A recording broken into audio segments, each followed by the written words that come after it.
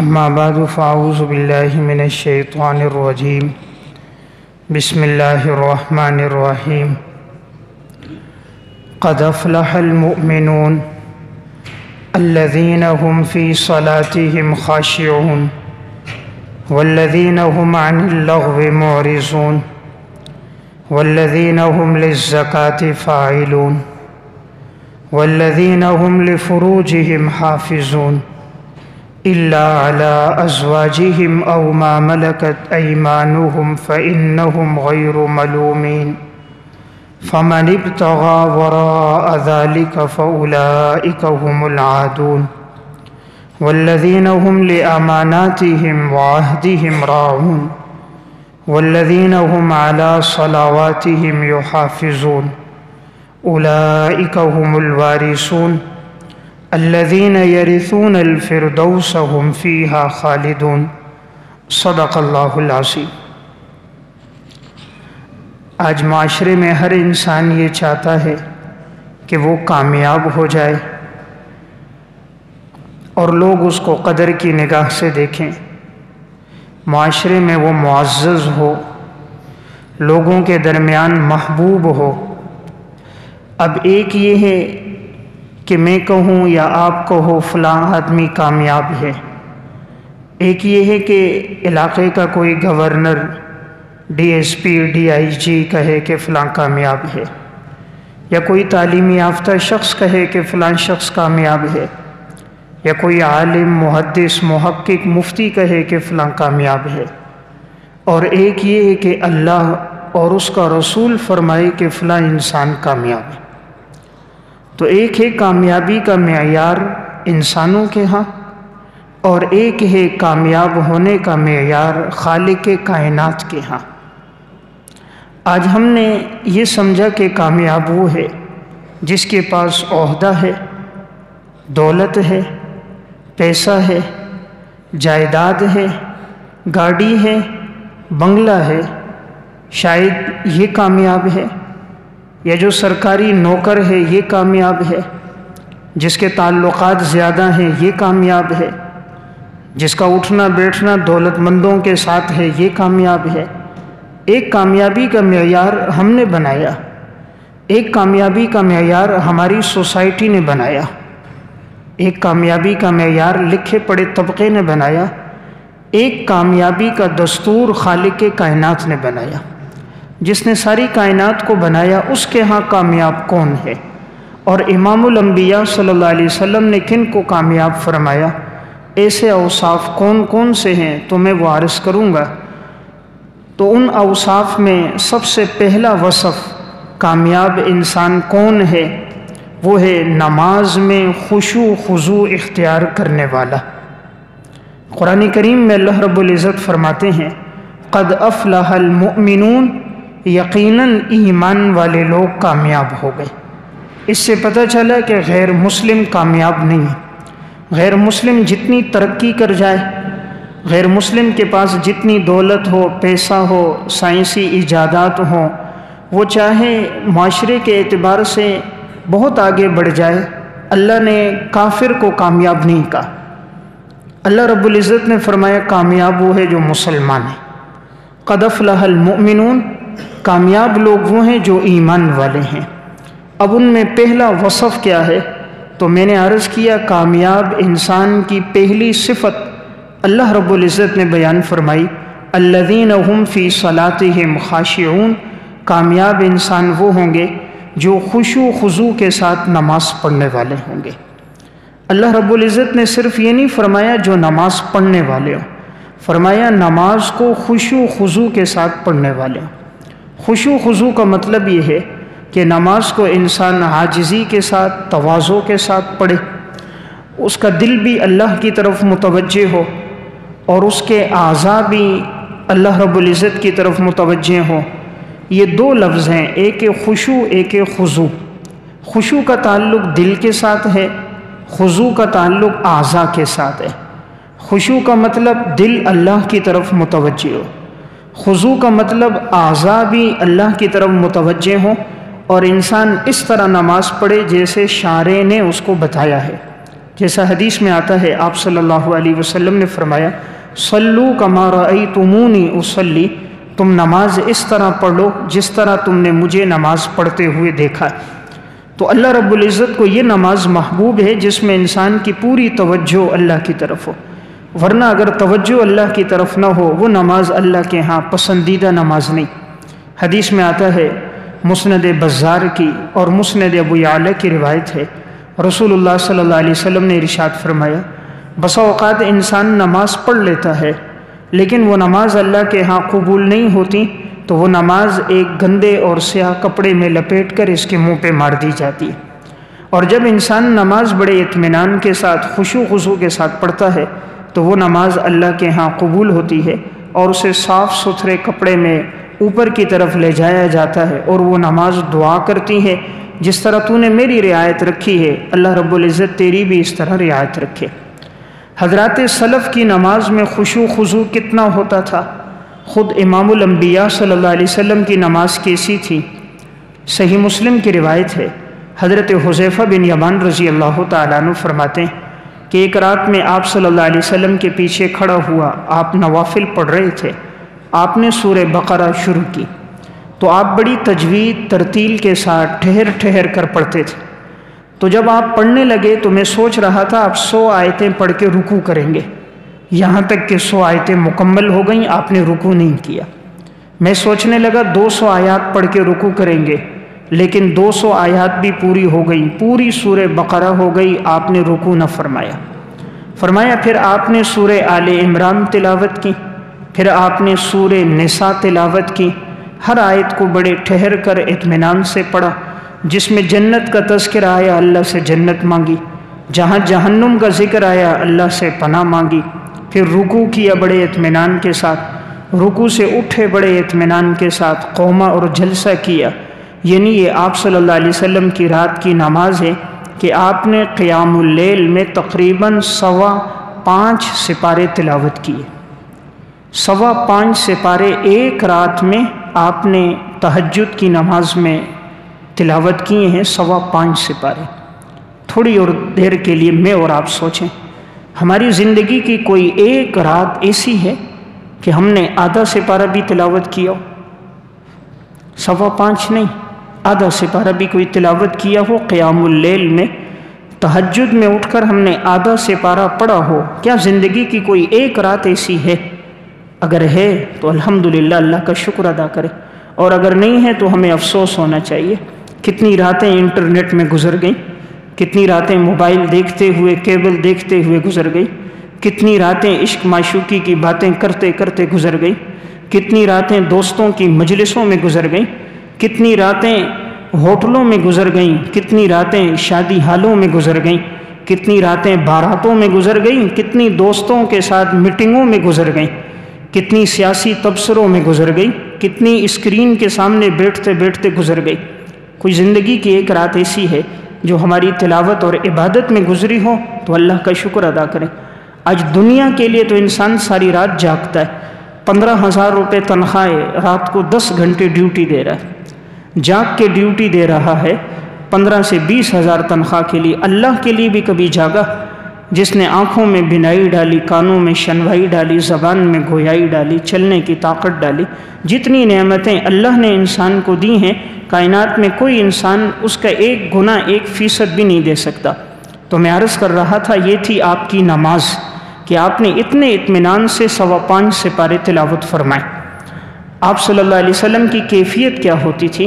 جب آپ تلاوت کرتے تھے اس طرح آواز آتی جس طرح کہ ہانڈی ابل رہی ہو، ہانڈی کے ابلنے کی آواز ہوتی ہے، اس طرح آپ کے سینے سے آواز آتی تھی۔ حضرات صحابہ میں بھی یہی وصف تھا۔ مصنف ابن ابی شیبہ میں ہے، عبداللہ ابن زبیر کھڑے ہوتے تو اتنے اطمینان کے ساتھ جیسے کہ کوئی ستون کھڑا ہوا ہو، ذرہ برابر حرکت نہیں کرتے تھے۔ پرندے آ کر آپ کے کندھے پہ، سر پہ بیٹھ جاتے، آپ کی حرکت نہیں ہوتی تھی۔ تو یہ ہے الذین هم فی صلاتہم خاشعون، جن کی نمازوں میں خشوع خضوع ہوگا۔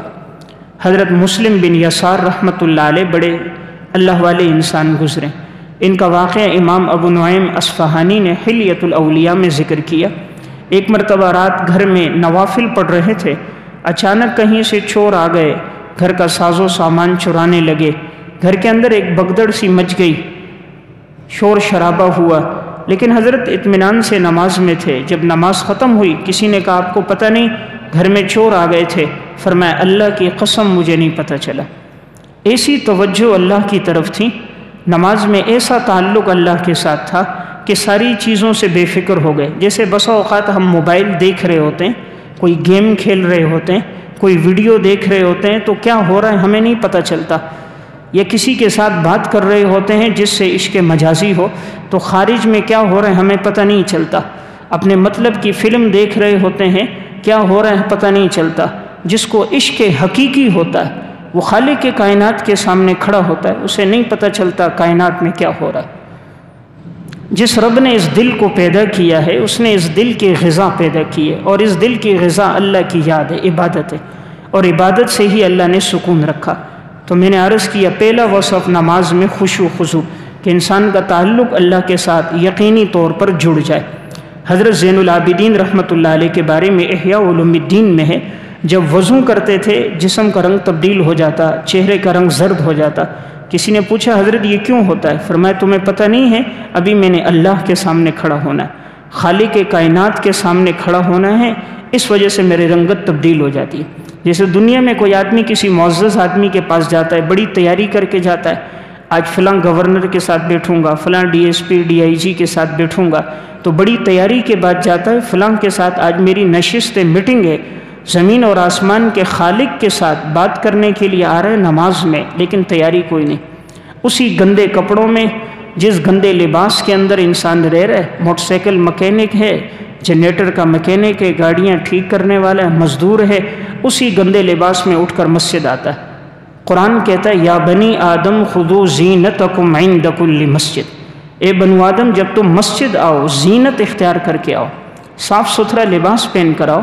جب انسان اس لباس میں کسی شادی میں نہیں جا سکتا، کسی معزز آدمی سے ملنے کے لیے یہ لباس نہیں پہن سکتا، خدا کے گھر آتا ہے اسی گھٹیا لباس میں، اس سے بدبو ہے، تعفن ہے، آئل کی بدبو، پسینے کی بدبو اس میں آتا ہے مسجد، دوسروں کو بھی اذیت میں ڈالتا ہے، خود بھی تکلیف میں پڑتا۔ تو میں نے عرض کیا ایمان والوں کا وصف کامیاب انسان پہلا کون ہے؟ جس کی نماز میں خشوع خضوع ہوگا۔ نمبر 2، دوسرا کامیاب انسان کون ہے؟ اللہ رب العزت فرماتے ہیں والذین هم عن اللغو معرضون، جو لغو کاموں سے اعراض کرنے والے ہوں گے۔ تو نمبر 2 وہ ہے جو لغویات سے اعراض کرنے والا ہو، ہر وہ کام جس میں نہ دنیا کا فائدہ ہے نہ آخرت کا فائدہ ہے، ایسے لایانی کاموں میں لگنا یہ لغو کام ہے۔ اسلام ہمیں اس سے روکتا ہے کہ انسان وہ کام کرے جس میں اس کے آخرت کا فائدہ ہو، یہ دنیاوی اعتبار سے اس کا کوئی نفع ہو اس میں لگے، جس میں نہ دین دنیا کا کوئی فائدہ نہیں ہے، ایسے کاموں میں انسان اپنی زندگی کی قیمتی اوقات کو صرف نہ کرے، اس لیے کہ ہر چیز لوٹ آتی ہے، گزرا ہوا وقت لوٹ کر نہیں آتا۔ دولت پیسہ ہاتھ سے گیا واپس آ جائے گا، لیکن جو قیمتی وقت لایانی چیزوں میں گزار دیا یہ لوٹ کر نہیں آئے گا۔ اس لیے اللہ رب العزت نے دوسرا وصف بیان فرمایا جو لایانی چیزوں سے بچ جائے۔ رسول اللہ صلی اللہ علیہ وسلم نے ارشاد فرمایا من حسن اسلام المرء ترکہ ما لا یعنیہ، انسان کے اسلام کی خوبی یہ ہے وہ ان تمام چیزوں کو چھوڑ دے جس کا کوئی فائدہ نہ ہو، جس چیز کا کوئی فائدہ نہ ہو اس سے اپنے آپ کو بچائے۔ نمبر 3، تیسرا کامیاب انسان کون ہے؟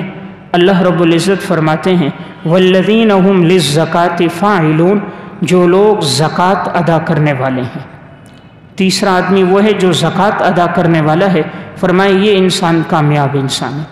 قرآن کریم میں اللہ رب العزت نے عموماً جہاں کہیں نماز کا تذکرہ فرمایا اس کے فوراً بعد زکوٰۃ کا تذکرہ فرمایا، اقیموا الصلاۃ وآتوا الزکاۃ، نماز قائم کرو اور زکوٰۃ ادا کرو۔ اس لیے شریعت نے بڑی تاکید کی، اور اس امت محمدیہ کے لیے بڑی سہولت ہے کہ 40% حصہ ہے زکوٰۃ میں۔ پہلی امتوں میں کسی میں 1/3 زکوٰۃ ہوتی تھی، 1 لاکھ روپے میں 33,000، بعض میں نصف زکوٰۃ ہوتی 50,000، کسی میں ربع ہوتی 25,000۔ اللہ نے بڑی آسانی کی ہمارے لیے، 1 لاکھ روپے میں صرف 2,500 زکوٰۃ رکھی۔ اللہ تعالیٰ چاہتا تو مال تو اللہ نے دیا ہے، فرما دیتا آدھا مال میرے راستے میں دے دو، پھر بھی ہمارے لیے دینا ضروری ہوتا۔ مال اللہ کی طرف سے آتا ہے، لیکن اللہ تعالیٰ انسان کی کیفیات سے اور اس کی مال کی محبت سے واقف ہے، اس لیے فرمائے صرف 2.5% دو، ہر مہینے نہیں 1 سال میں دو، اور وہ بھی ہر چیز پر نہیں، صرف مال تجارت پر، سونے پر، چاندی پر اور نقدی مال پر، ان 4 چیزوں پر زکوٰۃ ہے، اس کے علاوہ پر نہیں۔ سونا، چاندی، نقدی، مال تجارت۔ ضرورت کے لباس پر، ضرورت کی گاڑی پر، ضرورت کے رہائشی مکان پر، ضرورت کی سواری پر شریعت نے زکوٰۃ ہی نہیں رکھی، تو بڑی آسانی کی۔ اور جو لوگ ادا نہیں کرتے، بسا اوقات اللہ رب العزت ان کو قبر میں پھر عذاب دیتا ہے، اور دوسروں کے لیے وہ عذاب عبرت کا نمونہ ہوتا ہے۔ امام ذہبی رحمۃ اللہ علیہ کی ایک کتاب ہے الکبائر، جس میں انہوں نے 70 بڑے گناہوں کا ذکر کیا۔ اس میں جب انہوں نے زکوٰۃ کا تذکرہ کیا تو امام ذہبی نے ایک واقعہ لکھا۔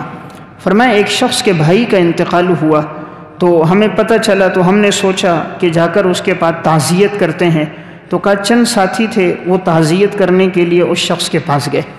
جب اس سے بات ہوئی تو وہ اپنے بھائی کا تذکرہ کر کے بہت رو رہا تھا، ایسا روتا تھا اس کو ہچکیاں لگ جاتی۔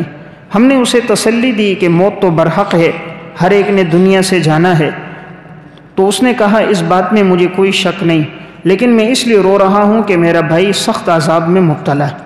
لوگوں نے کہا آپ کو کیسے پتہ چلا کہ وہ عذاب میں مبتلا ہے؟ یہ تو غیب کی بات ہے۔ اس بھائی نے کہا کہ بات یہ تھی کہ جب میں نے اپنے بھائی کو دفنایا، دفنانے کے دوران میرا کچھ ضروری سامان تھا ایک تھیلے میں، وہ تھیلا مجھ سے قبر میں رہ گیا تھا۔ جس وقت میں دفنا رہا تھا وہ ایک کونے میں تھا۔ جب تدفین مکمل ہو گئی میں گھر آیا تب مجھے یاد آیا، تو بڑا ضروری سامان تھا، تو میں نے علماء سے مسئلہ پوچھا۔ انہوں نے کہا کہ اگر واقعی بہت ضروری اور اہم سامان ہے تو ایک جانب سے کھول دو جہاں تمہارا غالب گمان ہے کہ وہ ہے، وہاں ہاتھ ڈال کر وہ نکال دو، پوری قبر نہ کھولو۔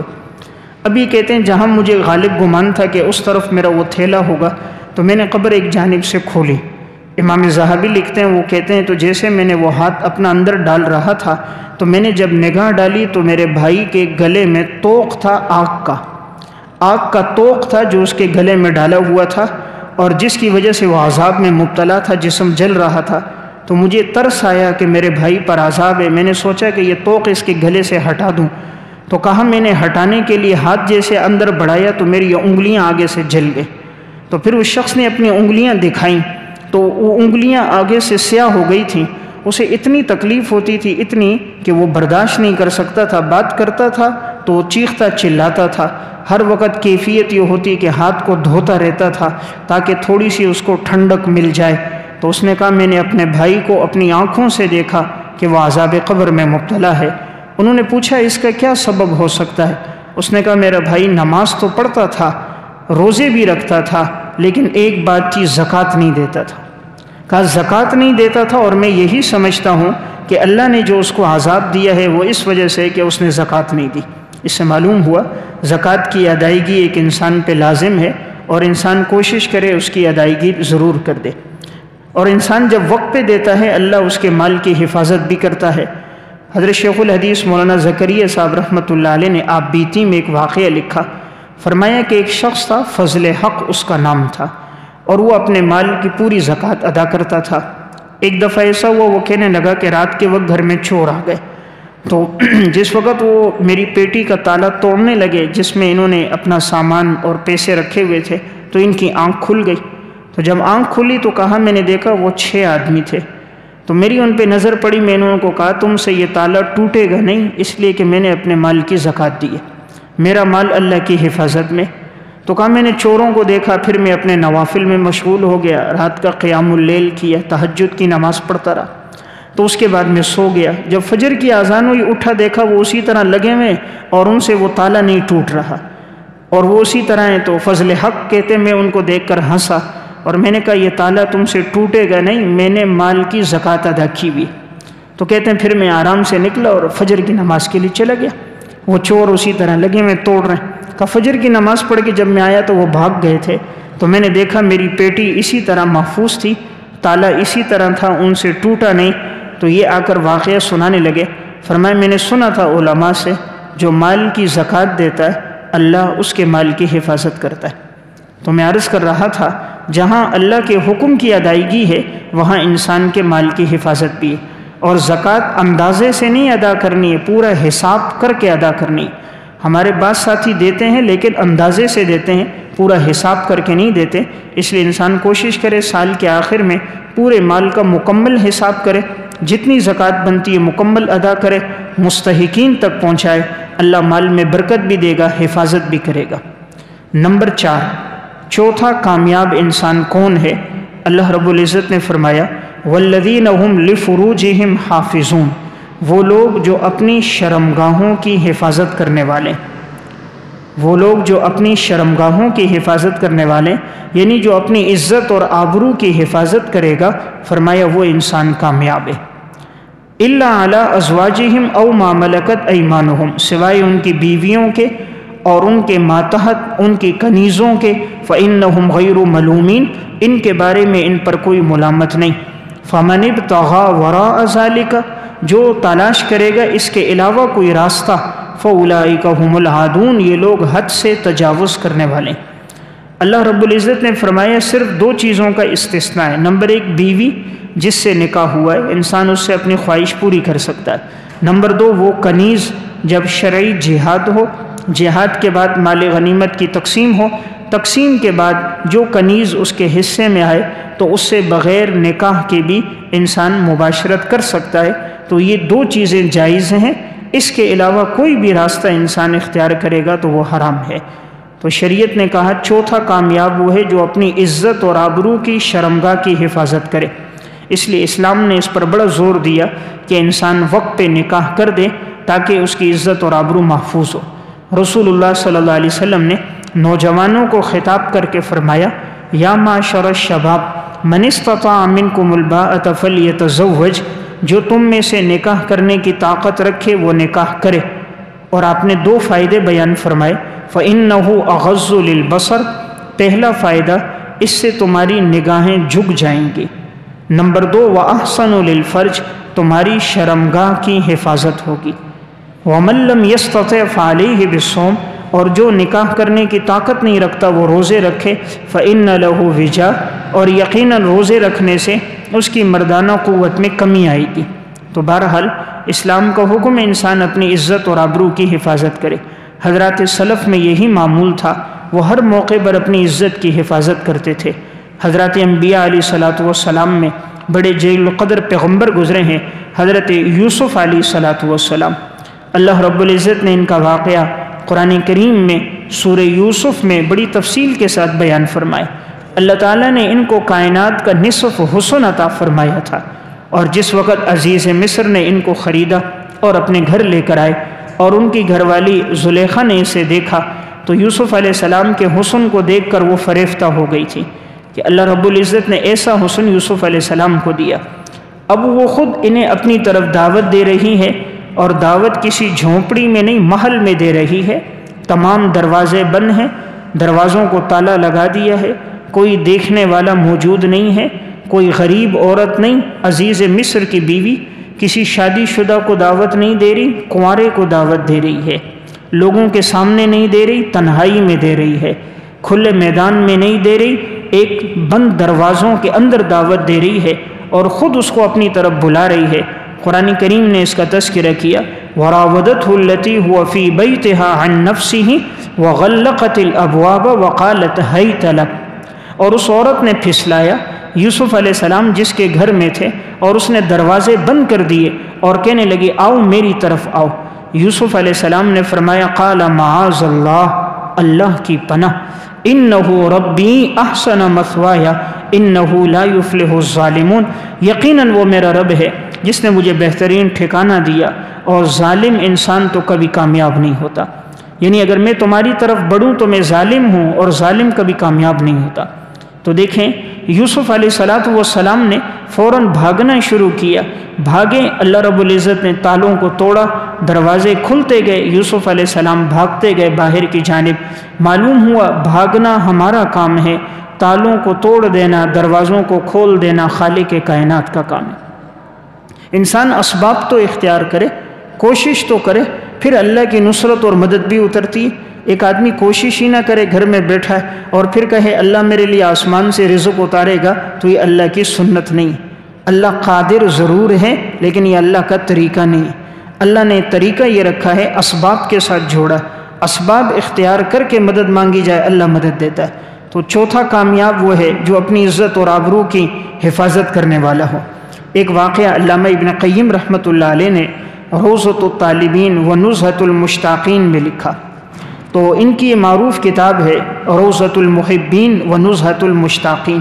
اس میں انہوں نے لکھا کہ ایک دفعہ ایک عورت کو مالداروں نے اس بات پر ابھارا کہ تم کسی طرح فلاں نیک آدمی کو اپنے ساتھ گناہ میں مبتلا کر دو تاکہ اس کی جو نیک نامی اور عزت ہے علاقے میں ختم ہو جائے گی اور ہم اس کو ذلیل و رسوا کر دیں گے۔ اس عورت کو بڑی قیمت دے کر، پیسہ دے کر انہوں نے آمادہ کیا۔ تو وہ عورت ایک ایسی رات میں جس میں بارش ہو رہی تھی، تو وہ جہاں پر وہ شخص عبادت کرتا تھا بنی اسرائیل کا عابد، وہاں نیچے سے آئی۔ وہ پہاڑ کے اوپر تھا، اس نے آواز دی کہ تمہیں معلوم ہے بارش ہو رہی ہے اور میرا گھر دور ہے، مجھے رات کو ٹھہرنے دو، میں صبح اپنے گھر چلی جاؤں گی۔ تو یہ بار بار آواز دیتی رہی۔ اول تو عابد نے توجہ نہ کی، جب اس نے بارہا کہا تو اس نے اس کو اوپر بلا دیا۔ جب عورت کو بلایا اپنے عبادت خانے میں تو کوئی اور موجود نہیں تھا، تو اب یہ عورت اپنے ناز و اندام دکھانے لگی اور اپنی طرف اس کو متوجہ کرنے لگی۔ اب ہر انسان کے ساتھ نفس ہے، شیطان ہے، تو جب عابد کے دل میں شیطان وسوسے ڈالنے لگا تو عابد کے سامنے دیا جل رہا تھا، تو اس نے اپنے نفس کو مخاطب کر کے کہا اگر تو دنیا کی آگ برداشت کر سکتا ہے تو میں گناہ کر لیتا ہوں، اس لیے کہ آخرت کی آگ دنیا کی آگ سے تو 70 گنا زیادہ ہے۔ اور اس دیے پر اپنی ایک انگلی رکھی، وہ جل گئی۔ پھر اپنے نفس کو کہا کہ آخرت کی آگ بڑی سخت ہے، پھر دوسری انگلی رکھی، پھر تیسری رکھی، رکھتے رکھتے اپنی 10 کی 10 انگلیاں یہ جلا ڈالا۔ وہ عورت یہ دیکھ رہی تھی، برداشت نہ ہوا، ایک چیخ ماری، وہیں اس کا انتقال ہو گیا۔ کہ کیسے اس شخص کے دل میں اللہ کا ڈر ہے، یہ ہے اپنی عزت اور آبرو کی حفاظت کرنے والا۔ انگلیاں جلا دیں لیکن گناہ کے کام کی طرف نہیں گیا۔ تو میں ایک بات عرض کر رہا تھا، کامیاب انسان وہ ہے، چوتھا وصف اللہ رب العزت نے فرمایا، جو اپنی عزت اور آبرو کی حفاظت کرے گا۔ نمبر 5، والذین هم لاماناتہم وعہدہم راعون، وہ لوگ جو امانتیں ادا کرنے والے ہیں۔ تو 5واں وصف ہے امانت کی ادائیگی کرنے والا۔ جو امانت کی ادائیگی کرے، یعنی جس کے پاس امانت رکھوائی جائے اور وہ امانت کو اسی طرح واپس کرے۔ اسی طرح اس میں یہ بھی شامل ہے، کوئی اگر کسی کو راز کی بات بتائے تو وہ امانت ہے، وہ اس کے راز کی بات کی حفاظت کرے۔ کسی کے پاس کوئی چیز رکھوائی جائے، وہ امانت ہے، وہ اس کی حفاظت کرے۔ تو بہرحال 5واں انسان وہ ہوگا جو امانت کی حفاظت کرے۔ نمبر 6، جو وعدے کی پاسداری کرنے والا ہو، وعدے کو پورا کرنے والا ہو۔ اللہ رب العزت فرماتے ہیں والذین هم لاماناتہم وعہدہم راعون، کامیاب انسان وہ ہیں جو اپنے وعدوں کی رعایت رکھنے والے ہیں، وعدوں کو پورا کرنے والے۔ تو انسان جس سے وعدہ کرے اس وعدے کو پورا کرے۔ شریعت نے مومن کی یہی علامت بتائی اور منافق کی نشانی بتائی، آیت المنافق ثلاث، اذا حدث کذب واذا وعد اخلف واذا اؤتمن خان، بات کرے گا تو جھوٹ بولے گا، وعدہ کرے گا تو خلاف ورزی کرے گا، امانت رکھوائی جائے تو خیانت کرے گا۔ تو معلوم ہوا وعدے کی خلاف ورزی منافق کا کام ہے، مومن کا کام اپنے وعدوں کو پورا کرنا ہے۔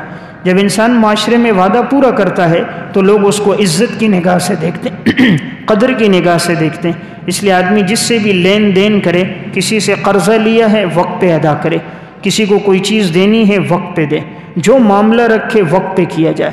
اسی طرح ہمارے ہاں اس میں بھی وعدہ خلافی ہوتی ہے، ٹائم دیا جاتا ہے، نکاح کی مجلس ہوگی 3 بجے اور نکاح ہوتا ہے 4 بجے۔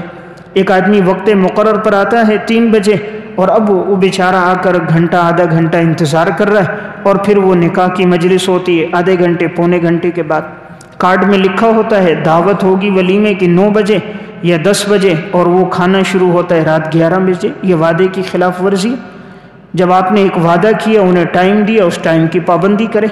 آج لوگ کہتے ہیں جو لوگ آتے نہیں ہیں، لوگ آئیں نہ آئیں، ہمارا کام شریعت کا حکم پورا کرنا ہے۔ جب مزاج بن جائے گا کہ وقت کی پابندی ہوگی تو لوگ خود پابندی کریں گے، چونکہ ایک مزاج بن گیا، لکھا 9 جاتا ہے ہوتا 10 ہے، اس لیے لوگ تاخیر سے آ رہے ہوتے ہیں۔ اب جو آدمی پہلے سے آیا اس کا کیا قصور ہے کہ 1 گھنٹہ اس کو انتظار کرنا پڑا؟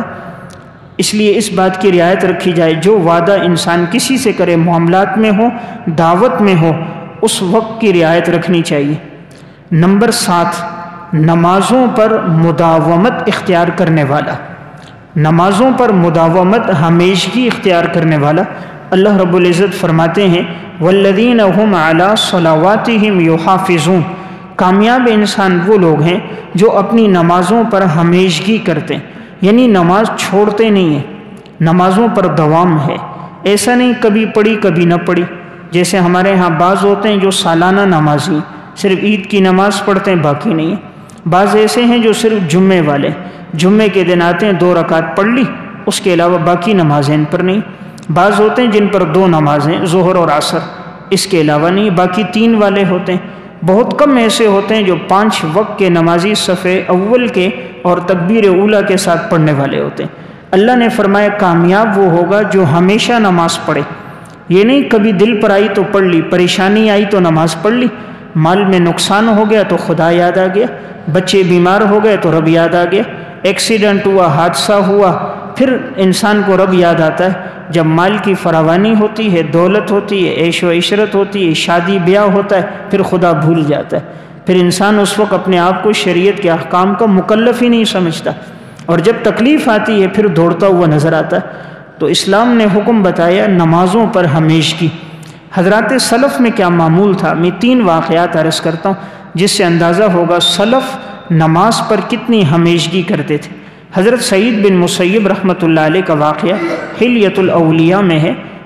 امام ابو نعیم اصفہانی نے لکھا مانودی للصلاة منذ 40 سنة الا وسعید بن المسیب فی المسجد، 40 سال سے سعید بن مسیب رحمۃ اللہ علیہ کا معمول تھا وہ آذان سے پہلے مسجد میں موجود ہوتے تھے، یعنی 40 سال صف اول میں تکبیر اولیٰ کے ساتھ سعید بن مسیب رحمۃ اللہ علیہ نے اپنی نماز ادا کی ہے۔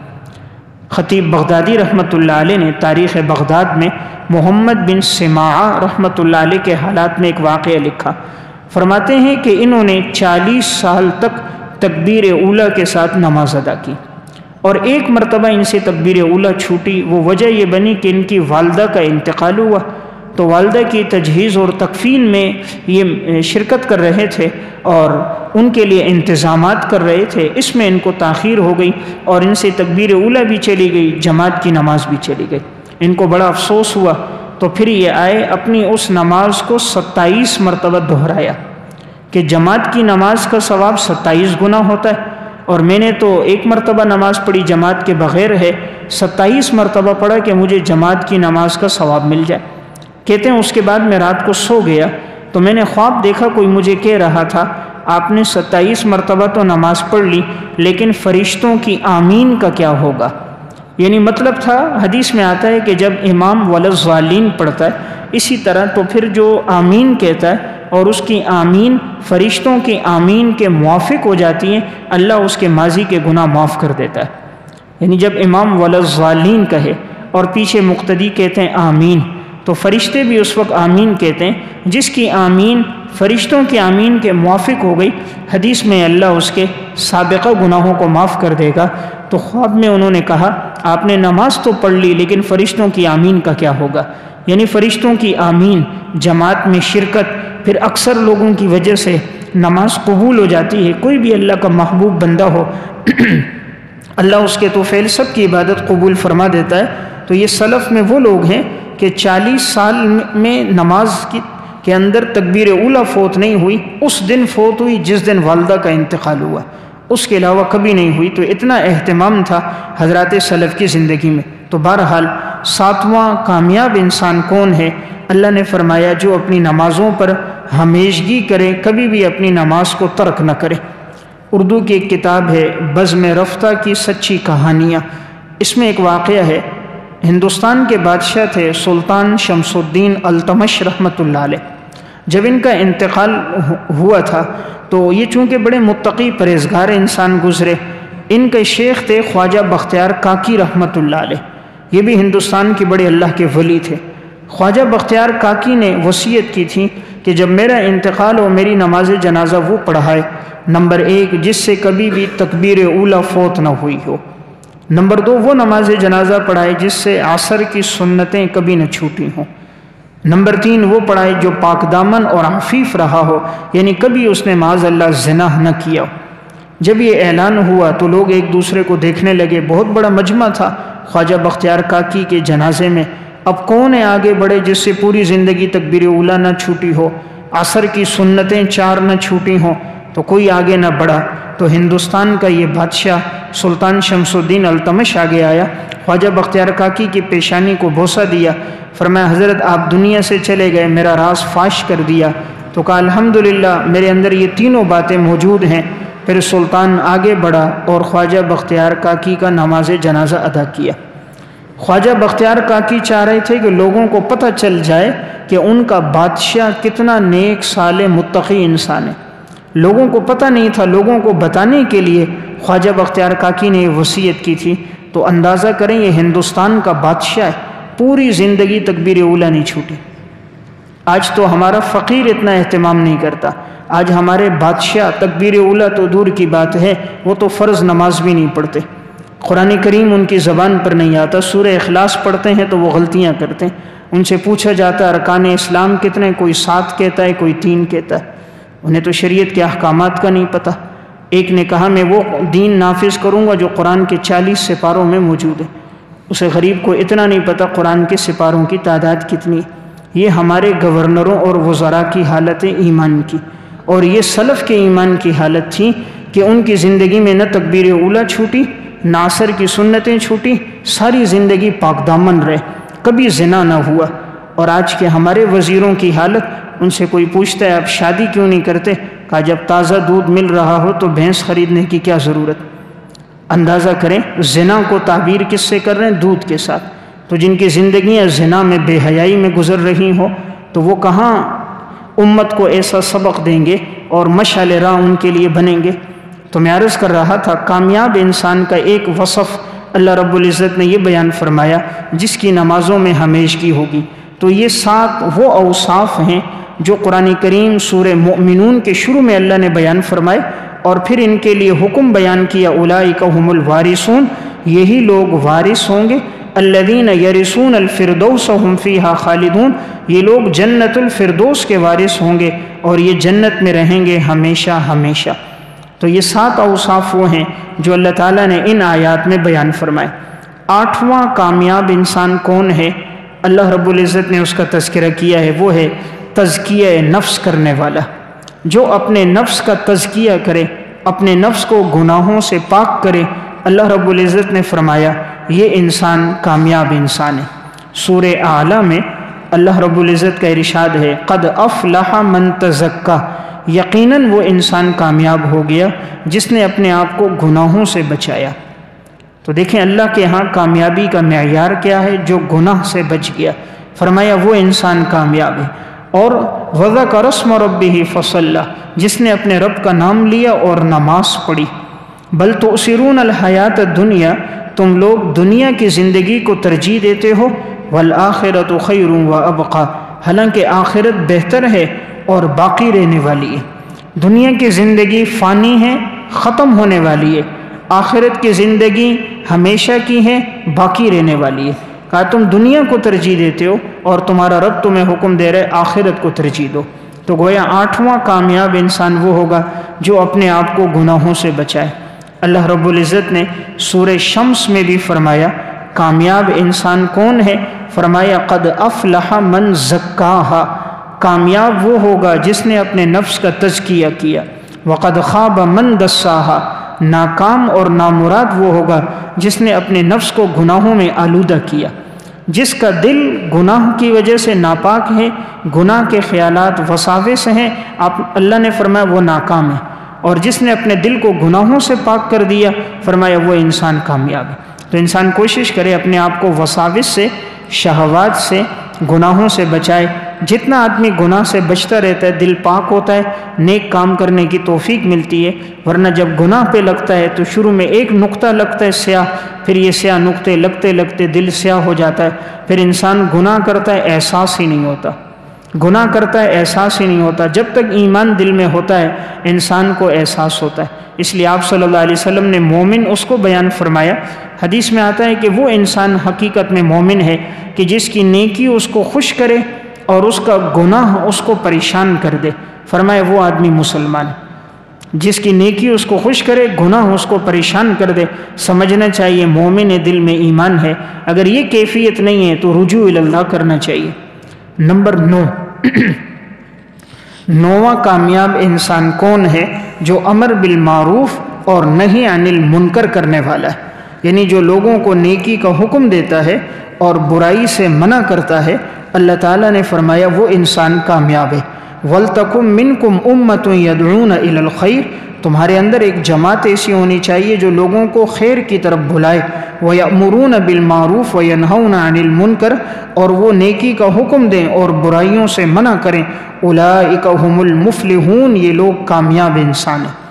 تو اللہ نے کامیاب انسان اس کو قرار دیا جو لوگوں کو نیکی کا حکم دے گا، برائی سے منع کرے گا، جو دعوت تبلیغ کا کام کرے، لوگوں کو دین کی طرف بلائے، ہدایت کے راستے کی طرف بلائے، خود بھی ہدایت پر چلے، گناہوں سے خود بھی بچے، معاشرے والوں کو بھی گناہوں سے باز رکھے۔ فرمائے یہ لوگ کامیاب انسان ہیں۔ نمبر 10واں کامیاب انسان کون ہوگا؟ فرمائے جس کا نامہ اعمال وزنی ہو، جس کا نامہ اعمال وزنی ہو، نیک اعمال کرتا رہا اور نیک اعمال کی وجہ سے اس کے نامہ اعمال کے اندر وزن آ گیا، فرمایا وہ کامیاب ہے۔ اور جس کا نامہ اعمال ہلکا ہے، گناہوں کی وجہ سے اس کے اعمال میں وزن نہیں، فرمایا وہ ناکام ہے، خسارے میں ہے۔ قرآن کریم میں اللہ رب العزت کا ارشاد ہے وَالْوَزْنُ يَوْمَئِذٍ الْحَقُّ، قیامت کے دن اعمال کا تولا جانا برحق ہے۔ فَمَنْ ثَقُلَتْ مَوَازِينُهُ فَأُولَئِكَ هُمُ الْمُفْلِحُونَ، اور جس کا اعمال نامہ بھاری ہوگا یہی لوگ کامیاب لوگ ہوں گے۔ وَمَنْ خَفَّتْ مَوَازِينُهُ، اور جن کا نامہ اعمال ہلکا ہوگا فَأُولَئِكَ الَّذِينَ خَسِرُوا أَنفُسَهُمْ، یہ وہ لوگ ہوں گے جنہوں نے اپنے آپ کو خسارے میں ڈالا۔ بِمَا كَانُوا بِآيَاتِنَا يَظْلِمُونَ، بسبب اس کے کہ ان لوگوں نے ہماری آیات کا انکار کیا اور یہ ظلم کرنے والے تھے۔ تو دیکھیں اللہ کے ہاں کامیاب کون ہے؟ جس نے نیک اعمال کر کر کے اپنے نامہ اعمال کو وزنی کیا، اور جس نے گناہ کر کر کے اس کے نامہ اعمال کے اندر نامہ اعمال ہلکا ہو گیا، فرمایا وہ انسان ناکام ہے۔ تو معلوم ہوا ناکامی اور کامیابی کا معیار نیک اعمال ہے، اس لیے انسان کثرت سے کرے تاکہ اس کا اعمال نامہ بھاری ہو۔ جس نے زندگی نیک اعمال میں گزاری، قرآن کریم اس کے بارے میں بیان کرتا ہے، جب اس کو اس کا نامہ اعمال دیا جائے گا تو یہ اس کو دائیں ہاتھ میں دیا جائے گا اور یہ بڑے اعزاز کے ساتھ ملے گا۔ پھر انسان جہاں سے گزرے گا لوگوں کو بتائے گا کہ میرے نامہ اعمال کو پڑھو، دیکھو تو صحیح مجھے میرا اعمال نامہ میرے دائیں ہاتھ میں ملا۔ فَأَمَّا مَنْ أُوتِيَ كِتَابَهُ بِيَمِينِهِ، جس کو نامہ اعمال دائیں ہاتھ میں ملے گا فَيَقُولُ هَاؤُمُ اقْرَءُوا كِتَابِيَهْ، وہ کہے گا آؤ پڑھو پڑھو میرا نامہ اعمال۔ انی ظننت انی ملاق حسابیہ، مجھے تو یقین تھا ایک دن ایسا آنے والا ہے جس دن میرے اعمال کا حساب ہوگا۔ فہو فی عیشۃ راضیہ، اللہ نے فرمایا یہ عیش و عشرت میں ہوگا، خوبصورت زندگی میں ہوگا، رضامندی والی زندگی ہوگی۔ فی جنت عالیہ، جنت کے اونچے اونچے بالا خانے اس کے لیے ہوں گے۔ قطوفہا دانیہ، اور اس کے لیے پھل ہوں گے جھکے ہوئے۔ کہا جائے گا کلوا واشربوا، کھاؤ اور پیو، ہنیئا بما اسلفتم فی الایام الخالیہ، یہ بدلہ ہے اس کا جو تم نے ماضی کے زمانے میں نیک اعمال کیے تھے، ان کا بدلہ ہے، کھاؤ پیو۔ لیکن خدا نہ کرے اگر زندگی گناہوں میں گزری، وَأَمَّا مَنْ أُوتِيَ كِتَابَهُ بِالشِّمَالِ، جس کو نامہ اعمال ملے گا اس کے بائیں ہاتھ میں، فَيَقُولُ يَا لَيْتَنِي لَمْ أُوتَ كِتَابِيَهْ، وہ کہے گا کاش مجھے نامہ اعمال ملتا ہی نہیں۔ وَلَمْ أَدْرِ مَا حِسَابِيَهْ، میں تو جانتا ہی نہیں تھا کہ حساب کیا ہوگا، میں تو جانتا ہی نہیں تھا حساب کیا ہوگا۔ یا لیتہا کانت القاضیہ، کاش آج موت فیصلہ کر دے اور موت دوبارہ مجھ پر آ جائے۔ اور میرا آگے حساب کتاب اور سزا نہ ہو۔ ما اغنا عنی مالیہ، آج تو مجھے میرا مال کام نہیں آیا۔ دنیا میں تو سمجھتے تھے مال کام آتا ہے، 16 گھنٹے نوکری کرتے تھے، صبح و شام خود بھی لگے، اولاد کو بھی لگایا۔ ما اغنا عنی مالیہ، میرا مال تو مجھے آج کوئی فائدہ نہیں دے رہا۔ ہلک عنی سلطانیہ، اللہ فرماتا ہے ہلاک ہو جائے گی وہ بندہ، کہے گا میری سلطنت، میرا عہدہ، میرا اقتدار۔ آج ساری لڑائی اقتدار کی لڑائی ہے، آج ساری لڑائی کرسی کی لڑائی ہے، ایک دوسرے کو نیچا کرنا، اپنے آپ کو اوپر دکھانا، اس کے لیے دولت، پیسہ، ثروت لگانا، قومیت، لسانیت میں لوگوں کو تقسیم کر دینا، یہ ساری عہدوں کی جنگ ہے۔ فرمایا یہ کوئی عہدہ اللہ کے ہاں کام نہیں آئے گا۔ ہلاک عنی سلطانیہ، میری سلطنت ہلاک ہو گئی۔ اللہ فرمائیں گے اب حکم ہوگا خذوہ فغلو، پکڑو اس کو اور زنجیروں میں ڈالو اور اس کو گھسیٹو، ثم الجحیم صلوہ، اور پھر اس کو جہنم کی طرف گھسیٹ کر لایا جائے گا۔ ثم فی سلسلۃ ذرعها 70 ذراعا فاسلکوہ، اور پھر اس کو 70 زنجیروں کے اندر جھکڑا جائے گا اور فرشتے اس کو گھسیٹ گھسیٹ کے جہنم کی طرف لائیں گے، اور کہا جائے گا یہ وہ انسان ہے انہ کان لا یؤمن باللہ العظیم، جو اللہ رب العزت کی ذات پر ایمان لانے والا نہیں تھا، ولا یحض علی طعام المسکین، جو لوگوں کو مسکین کے کھانے پر ابھارتا نہیں تھا، مسکینوں کو کھانا نہیں کھلاتا تھا۔ فلیس لہ الیوم ہاہنا حمیم، آج کے دن نہیں ہوگا اس کے لیے مگر کھولتا ہوا گرم پانی، حمیم گرم پانی، اتنا گرم ہوگا جب انسان پیے گا اس کی آنتیں اس کے پخانے کے راستے سے نکل جائیں گی، پانی کو اپنے قریب کرے گا تو چہرے کی کھال جھلس کر پانی میں گر جائے گی، اور وہ صرف پانی نہیں ہوگا اور بلکہ یہ زخمیوں کے جسم سے نکلنے والا خون اور پیپ یہ اس کو پلایا جائے گا۔ قرآن کہتا ہے وَلَا طَعَامٌ إِلَّا مِنْ غِسْلِينَ، نہیں ہوگا ان کا کھانا مگر ان کے جسموں سے نکلنے والی پیپ۔ لا يأكله إلا الخاطئون، اور نہیں کھائیں گے اس کو مگر وہ جنہوں نے زندگی گناہ میں گزاری۔ تو یہ میں کوئی انگریزی کی کتاب نہیں پڑھ رہا، خدا کا قرآن پڑھ رہا ہوں کہ اللہ فرما رہا ہے کہ جس کو نامہ اعمال بائیں ہاتھ میں ملا وہ ناکام ہے، نہ دولت کام آئے گی، نہ اقتدار، نہ پیسہ کام آئے گا، نہ اولاد، کچھ بھی کام نہیں آئے گا اگر اس نے اپنی زندگی خطاؤں میں گزاری۔ قرآن نے آخر میں کہا یہ وہ لوگ ہیں خاطئون جنہوں نے زندگی خطاؤں میں گزاری۔ اس لیے میں نے عرض کیا کامیاب انسان کا ایک وصف اللہ رب العزت نے فرمایا جس کا نامہ اعمال وزنی ہو،